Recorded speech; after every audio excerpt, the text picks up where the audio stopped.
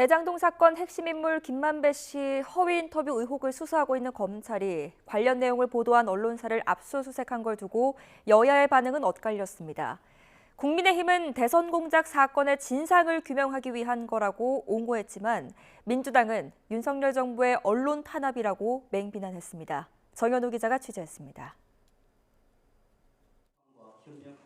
김만배 씨 허위 인터뷰 의혹을 대선 공작으로 규정한 국민의힘은 뉴스타파와 JTBC에 대한 검찰의 압수수색은 정당한 수사라고 힘을 실었습니다.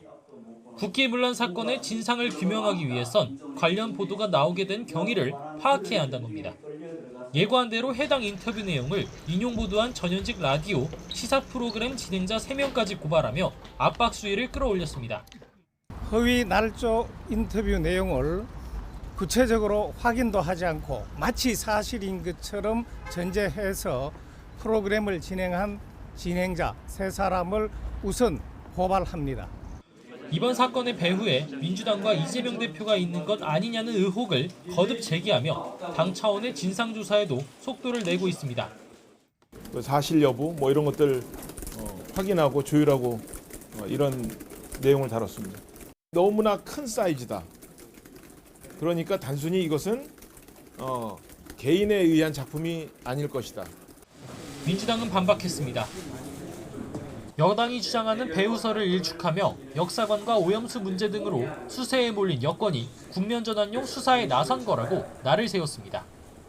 특히 검찰의 언론사 압수수색은 비판 언론을 옥죄려는 정권 차원의 탄압이라고 비판했습니다.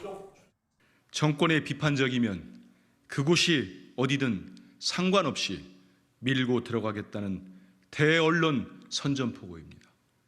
정치검찰을 앞세워 언론에 대해 칼춤을. 내년 총선을 앞두고 진행되는 전방위 수사 이면은 결국 유리한 언론 지형을 만들기 위한 정치적 의도가 숨어 있다고 목소리를 높였습니다. 압수수색을 진행하는 것은 선거를 앞두고 또 정치적인 목적을 가지고 언론의 입을 틀어막기 위한 다양한 윤석열 정부의 노력과 일맥상통하는. 부산저축은행 부실 수사 의혹과 윤석열 대통령이 정말 무관한진 지난 4월 신속처리 안건으로 지정된 대장동 특검법을 통과시켜 따져보자며 역공도 폈습니다. 국민의힘 역시 이른바 윤석열 커피 의혹이 사실이 아니란 걸 문재인 정부 당시 검찰은 알고 있었다며 확전을 예고한 터라 여야의 대립각은 갈수록 첨예해지고 있습니다. YTN 정현우입니다.